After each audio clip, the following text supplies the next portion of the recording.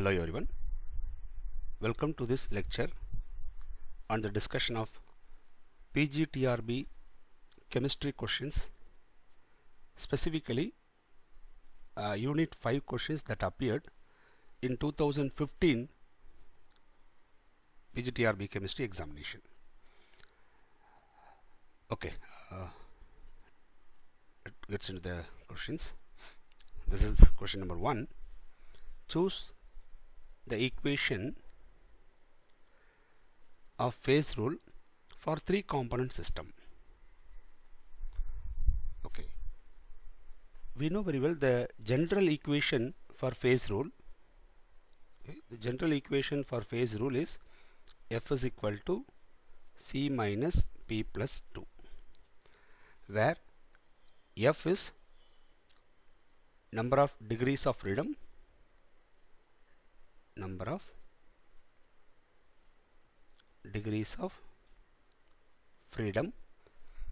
and C is number of components, very specifically number of independent components,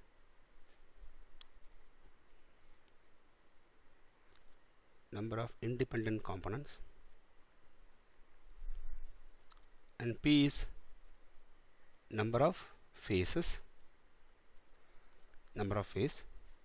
then that number 2 is included for temperature and pressure variables.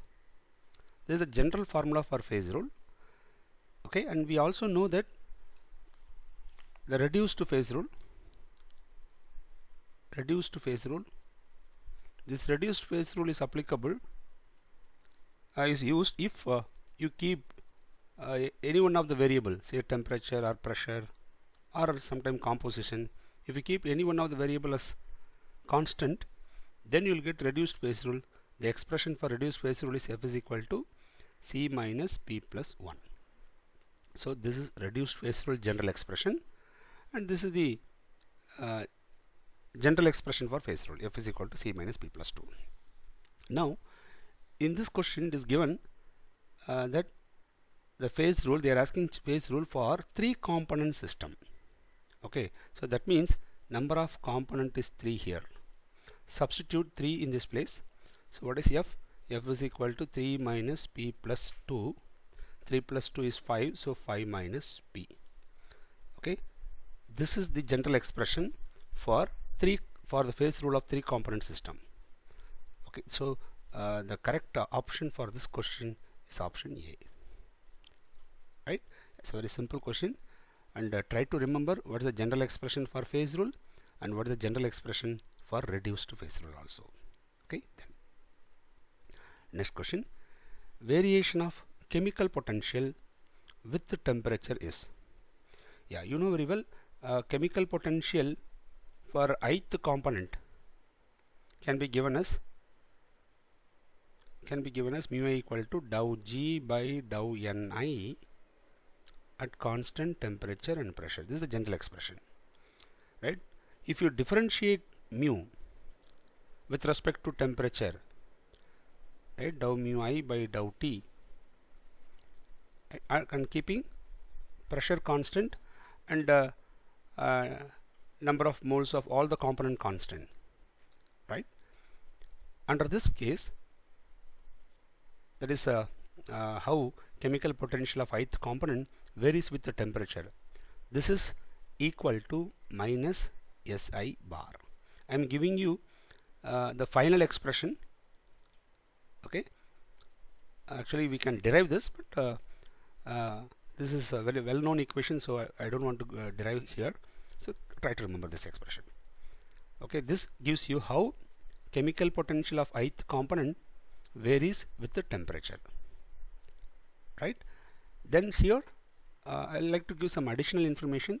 According to this expression, if you plot chemical potential of ith component in y-axis and temperature in x-axis by keeping pressure constant and total number of moles constant, if you plot, you will get a straight line with a negative slope, right? And the slope of this straight line is minus SI bar.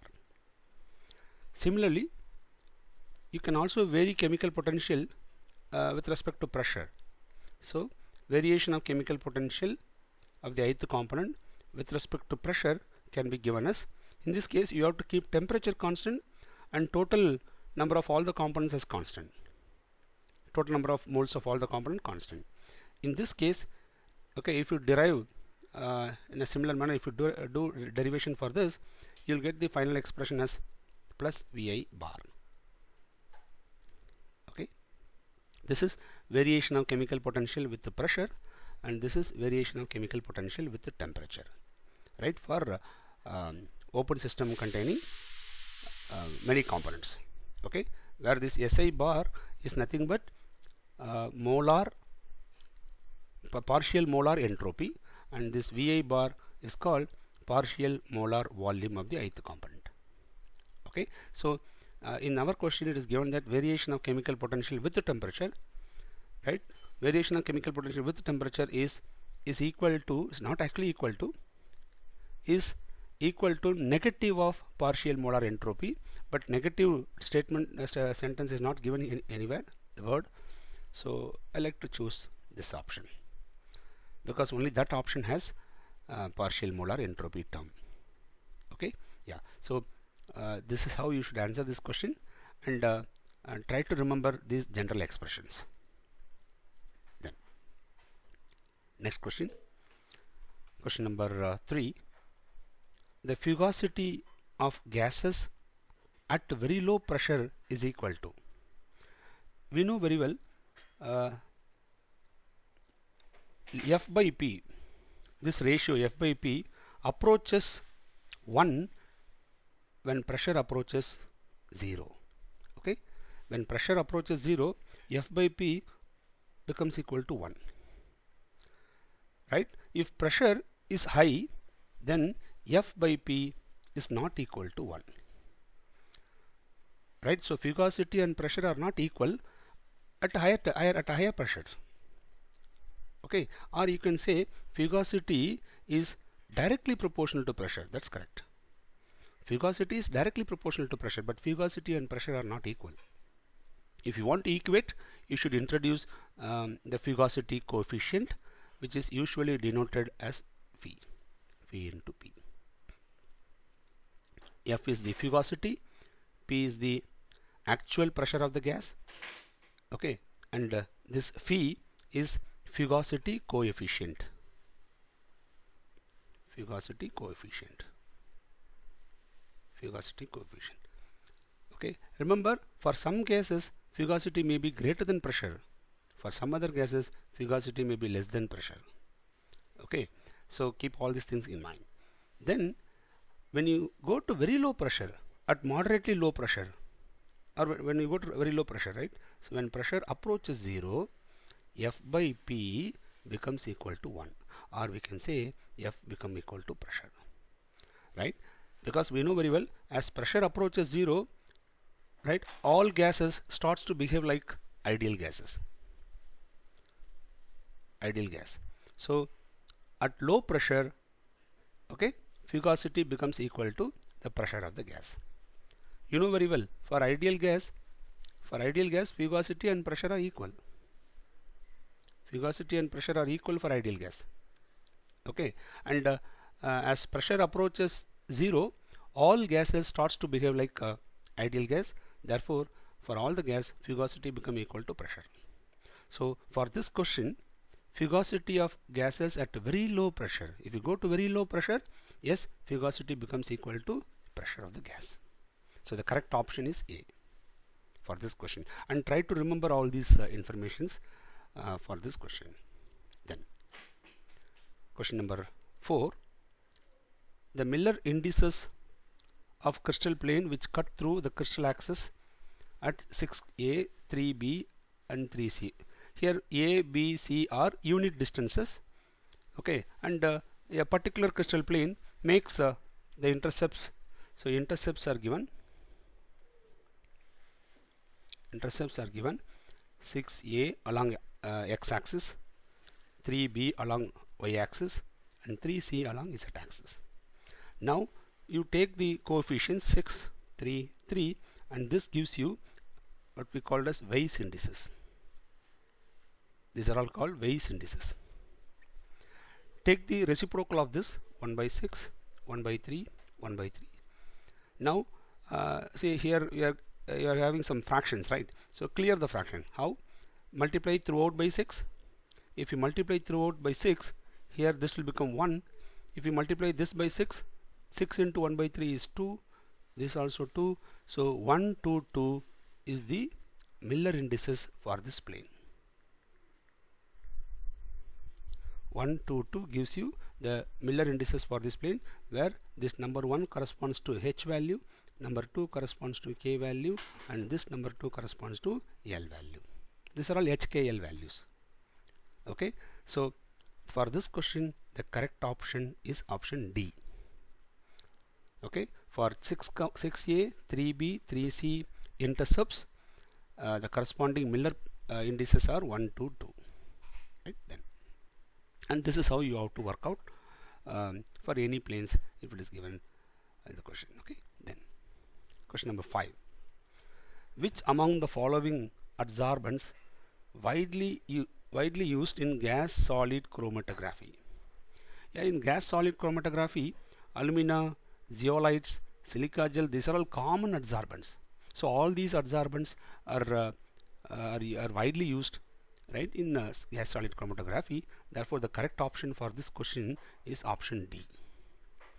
Okay, this is the correct option. Right then, next question.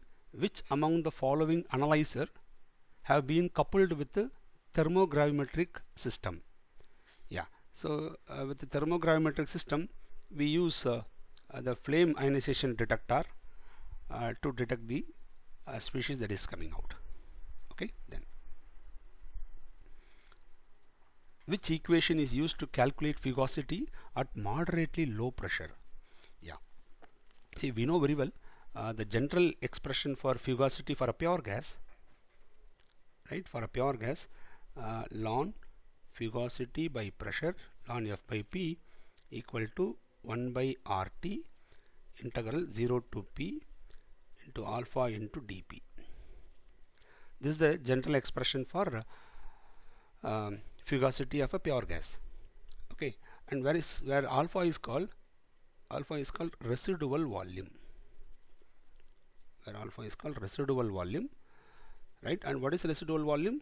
Residual volume is nothing but volume of the real gas minus volume of the ideal gas at the same condition. Okay, and you know very well, for ideal gas PV equal to nRT. For 1 mole PV equal to RT. So V equal to RT by P we can write.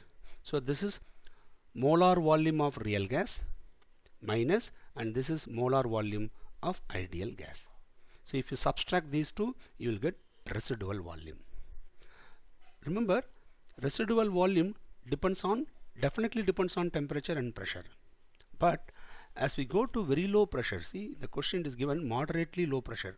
If we go to very low pressure, when pressure approaches very low value, okay, then this alpha, right, almost practically, okay, become constant. Almost become constant. Alpha become constant when you go to very low pressures.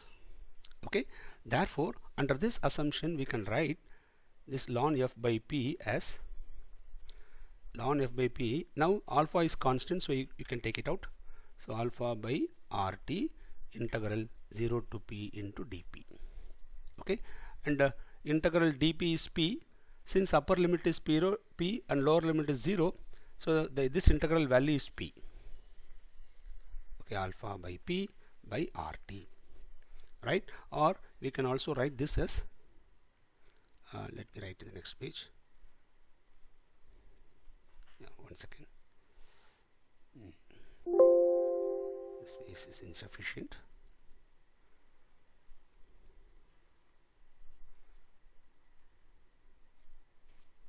Yeah, right. So ln F by P, ln F by P equal to alpha into P by RT. This is the expression we had in the last page. Okay, now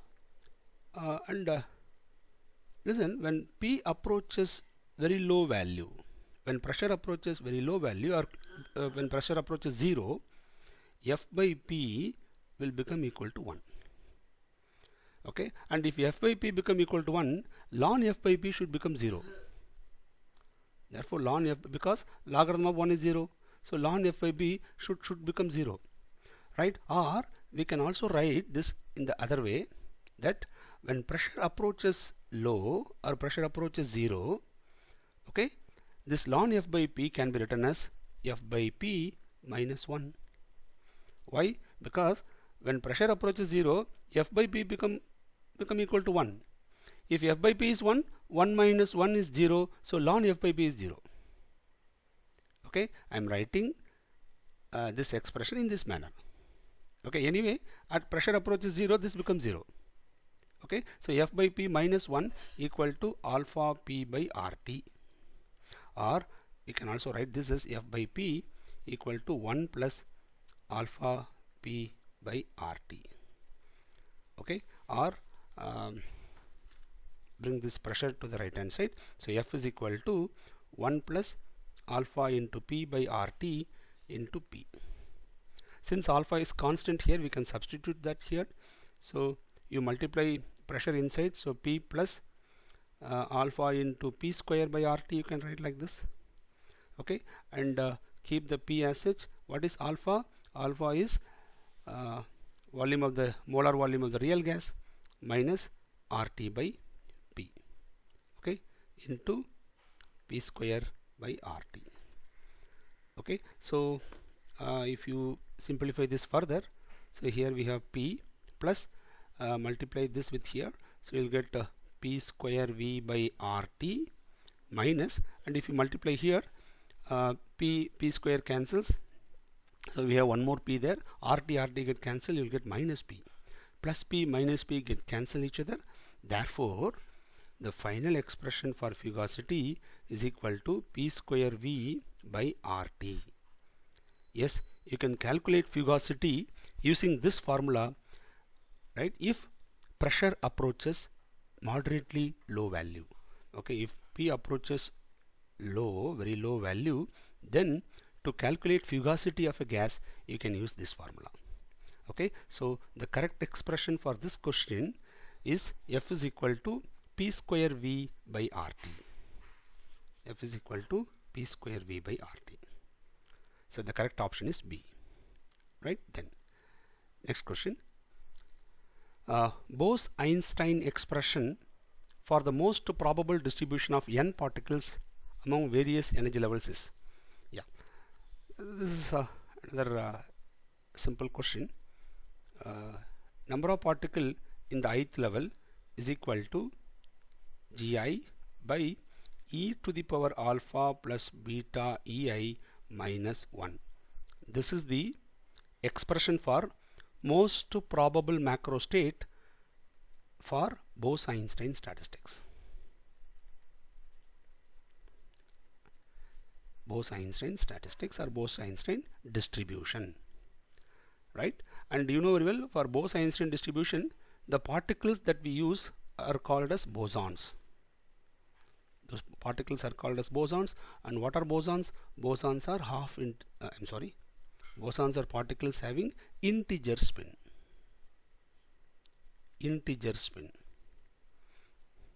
Okay, yeah.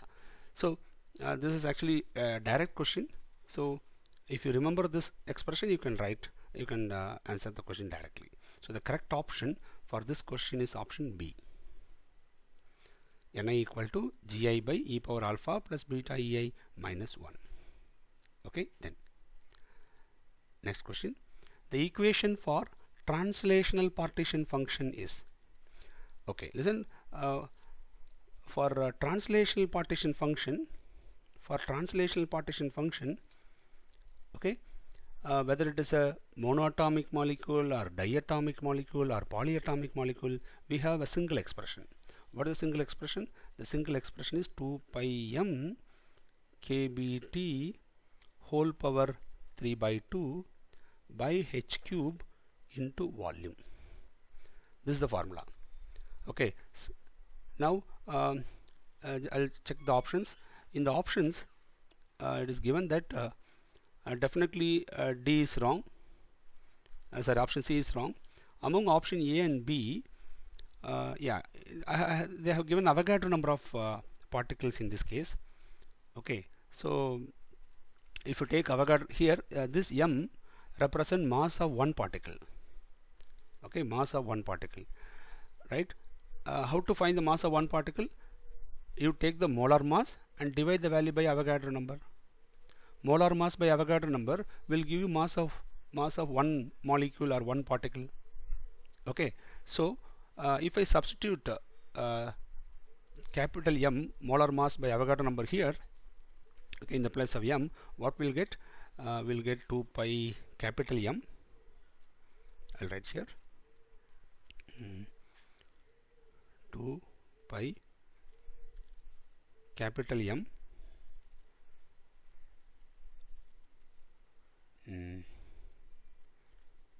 M by Avogadro number. Okay, 2 pi M